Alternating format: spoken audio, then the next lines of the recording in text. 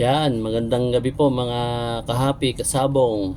Yan, Eric Tika po ng Kahapi Vlog. So, ang tatalakayin po natin ngayon ay kung paano kami mag-alaga ng sisiw, yung hindi nagkakasakit, yung malusog hanggang sa sila ay maging tinali. Kung anong diskarte namin. Pag bago ka pa lang dito sa channel ko, please subscribe. And pindutin na rin yung notification bell para updated kayo sa aking mga video.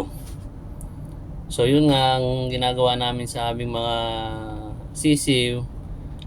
Pagkagaling incubator, so mamarkingan na po namin yan. So pagka-marking, ilalagay namin sa brooder. Meron kaming brooder. So hindi po muna namin yan pakakainin o painumin. So bibigyan po namin yan ng probiotics.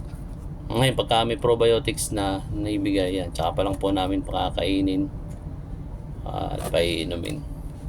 So 1 week po sila dun sa brooder. Binibigay lang po namin ay Bitmin Pro.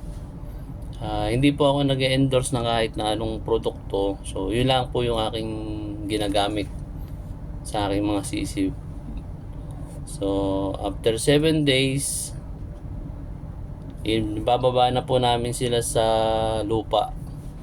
So syempre pag nasa lupa na sila, kung ano-ano na yung matutukan nila. So sa brooder, natutukan lang nila yung kanilang patuka. So pagdating po sa lupa, syempre kung ano-ano ng kanilang matutuka, mga bakterya, so mag-prone sila sa sakit. So ang ginagawa namin, paglapag sa lupa, 3 araw naming paiinumin ng Premoxil. Yan, 3 days po yan para po sa kanilang proteksyon. So after 3 days, yun na nga, balik na po kami sa Bitmin Pro. Yun lang po yung ginagawa namin sa aming mga sisiw.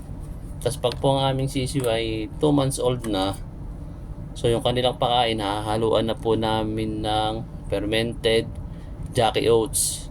Yan, maraming vlog dyan kung paano gumawa ng fermented Jackie Oats at kung paano ihalo sa pakain mga sisiw. So napakaganda po niyan, napakaganda po ng epekto sa ating mga alagang sisiw, sa ating mga alagang manok, yung fermented Jackie Oats.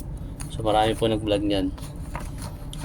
So yun lamang po, hanggang mapapansin nyo po pagka gumamit kayo ng Jackie Oats sa aming sistema, pupula po ang mukha ng mga sisiw natin.